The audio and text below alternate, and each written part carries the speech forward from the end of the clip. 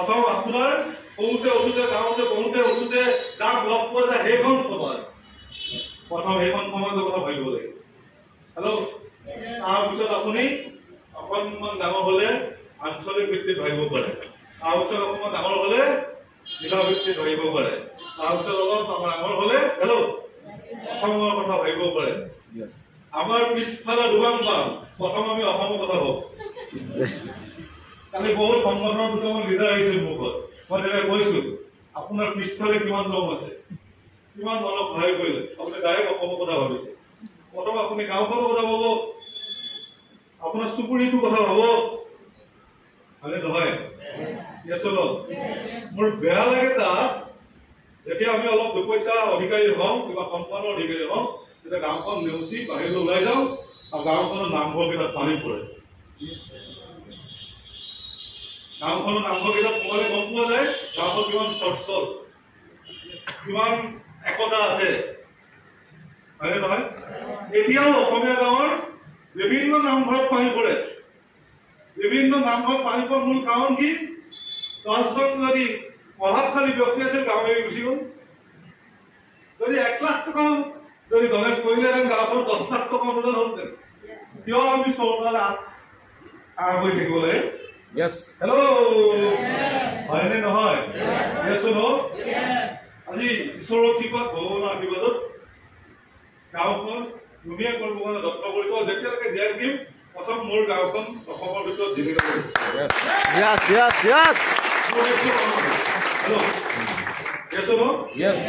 এতিয়া কথা হ'ল কি, ব্যৱসায়ৰ কথা পাতোনে?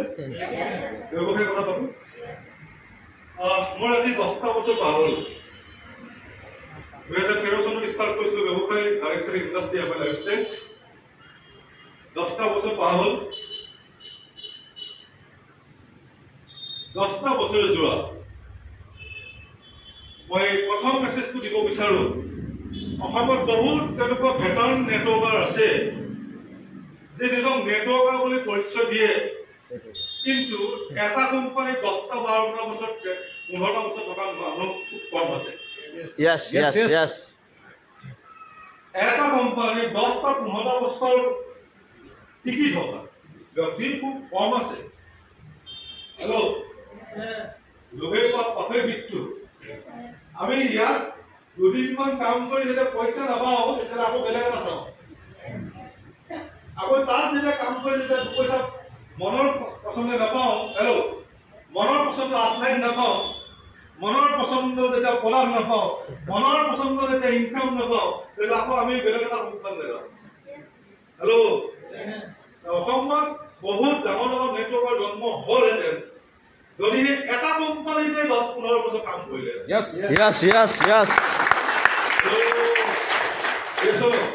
আজি উত্তম চেতিয়া ছাৰ মোৰ গুৰু, মোৰ আপলাইন, মোৰ মেণ্টৰ, তেখেত আজি সৰ্বভাৰতীয় লিডাৰ, অসমৰ নেতৃত্ব দি আছে, নৰ্থ ইষ্টক নেতৃত্ব দি আছে। তাৰ মূল কাৰণ হ'ল এটা কোম্পানীকে একেৰাহে লাগাতাৰ 10টা বছৰে কাম কৰাৰ কাৰণে তেওঁ আজি নেটৱৰ্কাৰ হিচাপে চিনি পায়।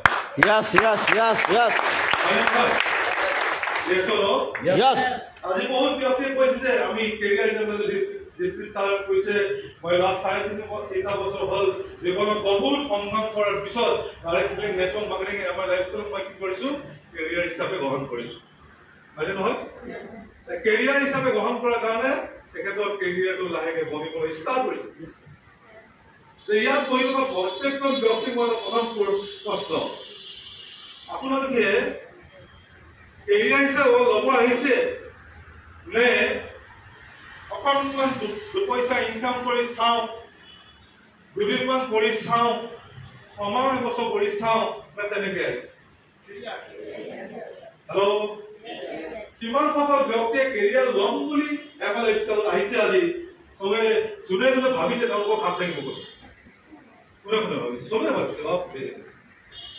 এইটো খুব সহজ কথা নহয় বন্ধুসকল, এইটো অতিকে টান কথা। হেল্ল', এইটো ইমান সহজ কথা নহয়, ইমান ইজি কথা নহয়। কেৰিয়াৰ বুলি কিবা এটা বস্তু চইচ কৰা সহজ কথা হয় জানো? কেৰিয়াৰ হিচাপে অকল এফালে নাই, কেৰিয়াৰ হিচাপে আপুনি কোনোবাই হেল্ল' শিপিনী হৈও কোনোবাই বিশ্ব ৰেকৰ্ড কৰিছে, কোনোবাই বাঁহী বজাইও কেৰিয়াৰ হিচাপে লৈ বিশ্ব দৰবাৰত জিলিকিছে। হেল্ল', আমাৰ অলপ দিন আগত মই চাইছো পাপনৰ লগত যিজনে বাঁহী বজাই আছে, তেওঁ GTV-টো বাঁহী বজাইছে। আমাৰ লাহন, কি লাহন আছিলে? লক্ষীনন্দন লাহন। তেওঁতো বাঁহীটো বজাইতো বিশ্ব ৰেকৰ্ড কৰি আছে, অসমক জিলিকাইছে, ভাৰতবৰ্ষত নাম ৰাখিছে। হেল্ল', হয়নে নহয়? কোনোবা এনেকুৱাও মানুহ দেখিছো, তেওঁ সৰুৰ পৰা এটাই কাম কৰিলে, গছপুলি ৰুলে, গছপুলি ৰুলে, গছপুলি ৰুলে, গছপুলি ৰুলে, আৰু গছপুলি ৰুই ৰুই বিশ্ব বৰেণ্য ব্যক্তি হৈ গ'ল। হয়নে নহয়? কোনোবাই সৰুৰ পৰাই দৌৰিবলৈ আৰম্ভ কৰিলে, দৌৰি দৌৰি আজি স্বৰ্ণপন্য উপাধি নাম পালে। তাৰ নাম হিমা দাস। অকল কেৰিয়াৰ হিচাপে যে অকল মাইলেজ বিচাৰে যিটো নহয় বন্ধুসকল। হেল্ল', কেৰিয়াৰ হিচাপে ল'বলৈ হ'লে প্ৰথম আপুনি মানসিকভাৱে ষ্ট্ৰং এটা ডিচিশ্যন ল'ব লাগিব। সেইটো হ'ল মিনিমাম 10টা বছৰ এটা কামত যেতিয়ালৈকে এক্সপাৰ্ট নহওঁ, হেল্ল', যেতিয়ালৈকে মই এক্সপাৰ্ট নহওঁ তেতিয়ালৈকে মই কামটো লগত, হেল্ল', কেহে খাটিব পৰা আপোনাৰ আছে নে নাই শক্তি, আপোনাৰ মানসিকতা আছে নে নাই? হেল্ল', তেতিয়াহে আপোনাক গম পোৱা যাব যে আপুনি কেৰিয়াৰ হিচাপে ল'ব আহিছে। হেল্ল', আমিতো সৰুতে সকলোৱে ভাবিছিলো আমি ভাল ডাক্তৰ হ'ম, ভাল ইঞ্জিনিয়াৰ হ'ম। হেল্ল', ভাবিছিলো নে নাই? প্ৰফেচৰ হ'ম, চাইণ্টিষ্ট হ'ম। আৰু এতিয়াও আমি ভাবি থকা কথাবিলাকে আমাৰ ল'ৰা ছোৱালীবিলাকক কৈ আছো যে তই ভালদৰে পঢ়, ভালদৰে পঢ়, ভাল ডক্তৰ হ'ব লাগিব। হেল্ল', হয়নে নহয়? আমি চবেই ভবা কথাটো হ'ব পাৰিলো ন? চবেই হ'ব নোৱাৰিলো, কিন্তু কোনোবাটো হ'ল, কোনোবাহে কোনোবাটো হ'ল নে নাই? 2,00,000 শিক্ষাৰ্থীয়ে পৰীক্ষা দিলে কালি। হেল্ল', 4 লাখে পৰীক্ষা দিলে, 2 লাখে পাছ কৰিলে। হেল্ল', তাৰ 2 লাখৰ ভিতৰত কোনোবাই ষ্টেণ্ড কৰিলে, তাৰে কোনোবা কেইজনমানে অসমৰ টপাৰ হ'ল। হেল্ল', তাৰে যিজন নাম্বাৰ ওৱান সেইজন আপোনালোকৰ জোৰতৰি হ'ল। হয়নে নহয়? উচ্চ বৰ্ণ জাতি মানুহৰ নহয়, যাক আমি অকণমান হীনা চকুৰে চাওঁ, মিচিং সম্প্ৰদায়ৰ লোক বুলি ভাবো, আৰু চৰ অঞ্চলত বাস কৰে বুলি ভাবো, তেনেকুৱা ব্যক্তিটো কালি ইতিহাস আছিলে। মই কিবা কথাটো এইটো আপোনালোকে ভাবিব পাৰে, ভাবক মনত এনেকুৱাকে ভাবক যে কেৰিয়াৰ বোলা বস্তুটো কিন্তু ইমান ইজি নহয়। কেৰিয়াৰ ল'ব পৰা যায় যদিহে আপুনি 10 বছৰ এটা কামৰ নিপুণতা হ'ব পাৰে। হেল্ল', মই যিদিনাখন MLA চইচ কৰিছিলো, প্ৰথম কথা হ'ল মই তেতিয়াই ভাবিছো যে মই ইয়াত মিনিমাম 5টা বছৰ ঘৰ বাদ দি কাম কৰিম।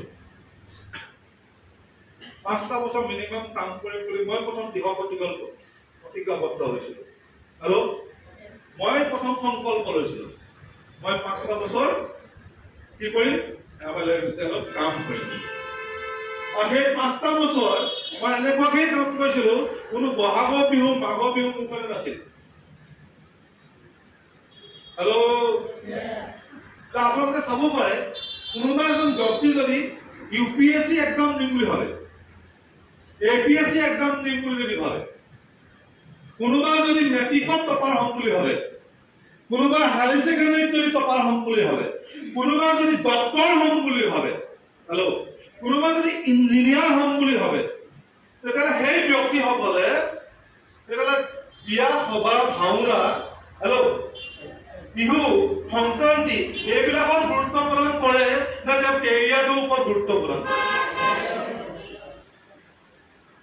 আমি কেৰিয়াৰ ল'ব নোৱাৰা মূল কাৰণটো হ'ল আমি গুৰুত্ব প্ৰদান ক'ত কৰিছো?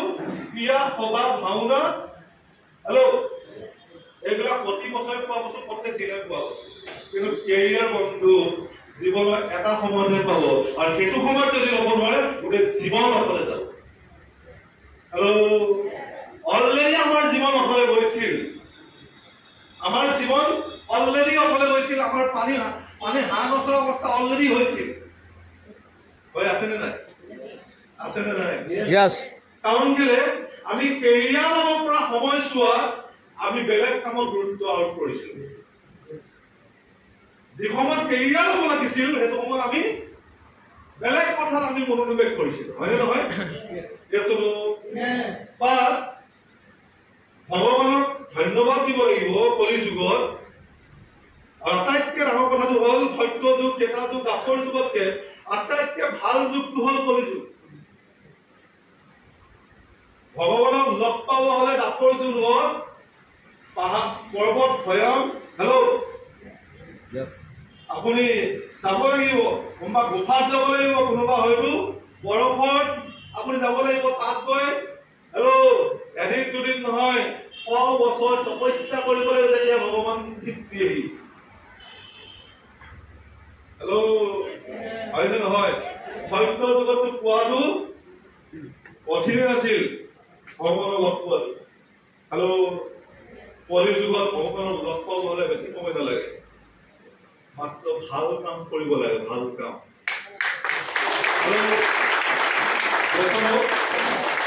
এইটো এটা মহান কাম হয় এই মহান কামটোৰ জৰিয়তে আপুনি কেৰিয়াৰ বনাব পাৰে প্ৰথম কথা দ্বিতীয় কথা আপুনি সমাজখনক কিবা নহয় কিবা দিও যাব পাৰে কেৰিয়াৰো ল'ব পাৰে আৰু লগতে আপুনি সমাজখনক কিবা নহয় কিবা দিও যাব পাৰে দুটা কাম ভাল হয়নে নহয় আপুনি সমাজখনক কিবা দি যোৱা আৰু নিজৰ কেৰিয়াৰ বনোৱা দুইটা সমানে হ'ল নে নাই এতিয়া এজন ডক্টৰ বনিব কাৰণে কিমান দিন লাগে ভালকে হাই ছেকেণ্ডাৰী পাছ কৰিব লাগে ভালকে মেট্ৰিক পাছ কৰিব লাগে তাৰ পিছত মোটামুটি আকৌ 7 বছৰ পঢ়িব লাগিব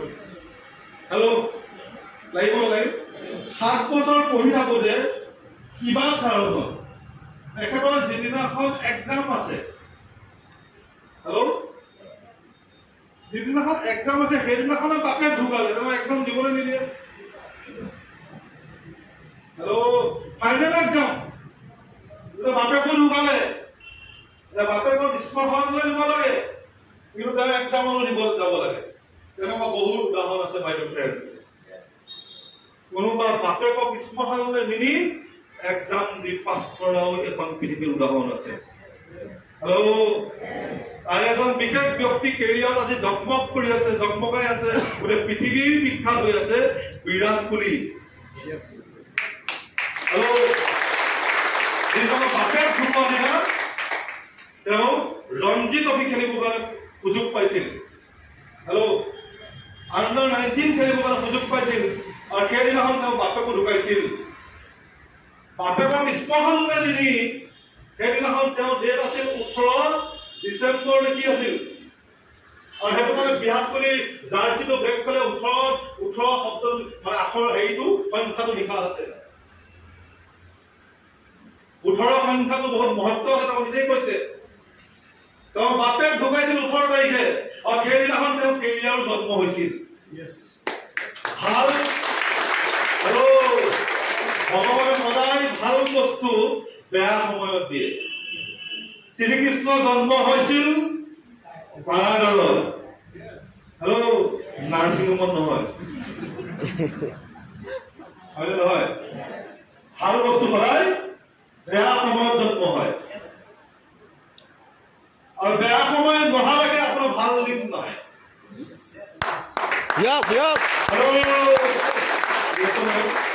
যদি আপোনাৰ বেয়া দিন গৈছে আহিবলগীয়া দিনত ভাল দিন আহিবলৈ আছে বুজি পাইছেন নাই প্ৰথম কথা হ'ল যদি কেৰিয়াৰ হিচাপে যদি ল'বলৈ মন আছে তেতিয়াহ'লে আপুনি প্ৰথম কথা আপুনি নিজক 5 বছৰ এমএলএ স্কুলত দিব লাগিব আৰু 5 বছৰ ঘৰৰ চবক কৈ দিয়ক নিজৰ হাজবেণ্ডক কৈ দিয়ক নিজৰ ল'ৰা ছোৱালীক কৈ দিয়ক মই অহাবাৰ ইলেকশ্যনত এমএলএ উঠিব গৈ আছো